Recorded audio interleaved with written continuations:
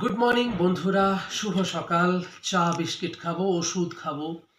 তার আগে একটা কথা বলি, আজ মঙ্গলবার, মন্দিরে যাব পুজো করতে, পুজো দিতে। আমার পুজো করার ক্ষমতা নেই। তার আগে একটা ছোট্ট কথা বলি। আচ্ছা বলুন তো, আমাদের জন্ম সেটা কিন্তু হয় আমাদের বাবা মায়ের দ্বারা। তারপর আমাদের নাম সেটাও কারোর না কারোর দ্বারা রাখা হয়। তারপর বাবার আঙুল ধরে পথ চলা শেখা, অর্থাৎ সেটাও অন্য কারোর দ্বারা, অর্থাৎ বাবার দ্বারা। তারপর আমাদের এডুকেশন, শিক্ষা, যেটা মেন বেস, সেটাও শিক্ষকের দ্বারা, কারোর না কারোর দ্বারা। তারপর আমাদের যেটা বিজনেস করি বা জব করি, সেটাও কিন্তু কারোর কাছে বা কারোর দ্বারা। তারপর যখন মৃত্যু হয়, সেই কাঁধে করে নিয়ে যেতেও চারটে মানুষকে লাগে, নিজের দ্বারা কিন্তু কিছু সম্ভব নয়।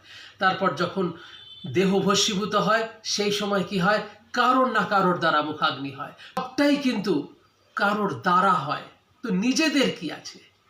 Yes, don't worry friends, one thing, only one thing is in our control, that is karma. কর্মটা আমি নিজে করতে পারি।